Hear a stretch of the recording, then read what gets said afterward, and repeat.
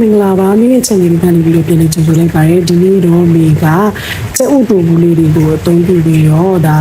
Chinese style ကြော်တမျိုးလေးကြော်ပြမယ်ပေါ့နော်တူတူကြော်နဲ့မှုမှုလေးနဲ့အရန်ကိုစားကောင်းပါတယ်ရှင်ပေါဝင်ပစ္စည်းတဲ့အရန်ကိုမများဘူးအိမ်မှာရှိတဲ့ပစ္စည်းလေးတွေနဲ့ဒါအလွယ်လုပ်စားလို့ရတယ်ပေါ့နော်ပေါဝင်ပစ္စည်းလေးကတော့ကျုပ်တူဘူးရဲ့ဒါမှုရဲ့ပြီးတော့လို့ရှိရင်ပန်းမျိုးပါလေးရဲ့ပါမယ်ပေါ့နော်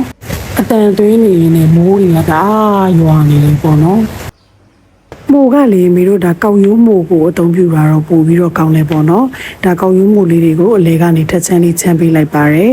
ကဲပြီးတော့ရင်တော့မီတို့ဒါကြက်ဥတူဘူးလေးပေါ့နော်မီကတော့ CPR ထုတ်တာလေးကိုအသုံးပြုတယ်သူ့ကိုအလဲကနေထပ်ပိုင်းပိုင်းလိုက်တယ်ထပ်ပိုင်းပိုင်းပြီးတော့ဒီဟာသူကတအားနူးညံ့နေပေါ့နော်အဲ့ဒါကြောင့်မလို့ပဲ့သွားမှာဆိုလို့သူ့ကိုဖြည်းဖြည်းလေးကန်ရတယ်ပေါ့လေထုတ်ထဲဆိုလို့ရှိရင်တော့ဒါတယောက်စာကိုလုံလောက်လေးရတယ်ပေါ့နော်မိကတော့ပွဲလှအောင်ဒါနှစ်ထုပ်သုံးပြပါတယ်ကျက်သွန်ဖြူနဲ့လေးမွှေးစိဖို့အတွက်ကိုဒါကျက်သွန်ဖြူလေး၄မလောက်သုံးတယ်ပြီးရင်ကျက်ဥလေးတစ်လုံးကလောက်ထားလိုက်ပါပေါ့ကျက်ဥတူဘူးလေးကအရန်ကိုနူးညံ့လို့တဲ့အတွက်ကြောင့်မလို့ကြော်တဲ့အခါမှာကြည်သွားမှာဆိုလို့မိကကော်မုတ်လေးတစ်ချက်ကပ်ပြီးတော့ဒါကျက်ဥလေးနဲ့ကပ်ပြီးတော့ကြော်မလို့ပဲပေါ့နော်ဒါပေမဲ့ကော်မုတ်ကပ်လိုက်တဲ့အခါမှာလေဒါသူကအရန်ကိုအထူကြီးဖြစ်သွားတယ်ပေါ့နော်အဲဒါကြောင့်မလို့မိကျက်ဥလေးနဲ့ပဲကပ်ပြီးတော့ဒါကြော်ပေးလိုက်တယ်ပေါ့နော်ဒီမှာတော့အထူကြီးဖြစ်သွားတာအဲ့လိုအထူကြီးဖြစ်သွားတာမကြိုက်လို့ပေါ့နော်ကဲပြီးတော့ရင်သူ့ကိုရွှေ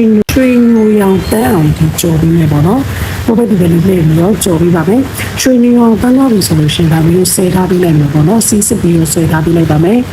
ဒါကျဲဥတူဘူးလေးကိုလေဘယ်လိုလှုပ်ရှားရမလဲမသိတဲ့သူတွေတော့ပေါ့နော်ကဲပြီးလို့ရှိရင်မျိုးဒါမီးပိတ်ထားတယ်ဒီစီပူပူထဲမှာပဲဒီပန်းလေးပါလေးတွေကိုထည့်ပြီးတော့ကြော်ပေးလိုက်တယ်ပေါ့နော်10မိနစ်လောက်ကြော်ထားပြီးတော့ပြီဆိုလို့ရှိရင်ဒါမျိုးစီးစစ်ပြီးတော့ဆဲထားပေးလိုက်မယ်ပေါ့နော်ပြီးတော့ရင်တော့ဒါစောစောနာမှုလေးကိုထည့်ကြော်မယ်မိကုတ်တော်ဟင်းချက်နေတင်တာကျဲတယ်ပေါ့နော်ဘာဖြစ်လို့လဲဆိုတော့အခုတော့စီများတာတွေအရန်စားပြပြီးတော့အရန်ချက်ပြနေတဲ့အတွက်ကြောင့်မလို့ဒါတပတ်တစ်ခါလောက်ပဲစားတယ်ပေါ့နော်အဲအကြောင်းမလို့ချက်နေလေးတွေကကျဲနေတာပါရှင်အခုနောက်ပိုင်းဒီကောင်လေးတွေဒါဝယ်စားမယ်ဆိုလို့ရှိရင်ဈေးလည်းများတယ်ပေါ့နော်အိမ်မှာဆိုလို့ရှိရင်ဒါတနဲ့စားလို့ရတယ်ပေါ့နော်ကဲပြီးတော့ရင်စီနှုတ်တယ်စီနှုတ်ပြီးတော့ကျုပ်သွန်ဖြူလေးကိုဒါစီတက်တယ်ပေါ့နော်အဲ့လေးကိုမှုေးအောင်လို့အမွှေးမွှေးလေးစားခြင်းလို့ပေါ့ကျုပ်တို့လေးများလေးနဲ့ဒါထည့်ပြီးတော့စီတက်လိုက်တယ်ပေါ့နော်ပြီးရင်ကြော်ထားတဲ့ဒါဟိုပါလေမှုရေပြီးပန်းမျိုးပါလေးထည့်တယ်အဲ့ဒီအချိန်မှာမီးပိတ်ထားတယ်ပေါ့နော်ဘာလို့လဲဒီကောင်လေးချက်ပြီးဒါရတာနေနဲ့ဟင်းချို့မဟုတ်ဒါရဲ့ဇွန်တော့ပဲထည့်တယ်နော်တကြားရေပြီးတော့လို့ရှိရင်စားအုပ်လေးနည်းနည်းလေးပဲထည့်ပါတယ်ပြီးရင်ဒါရတာလေးနှံ့သွားအောင်လို့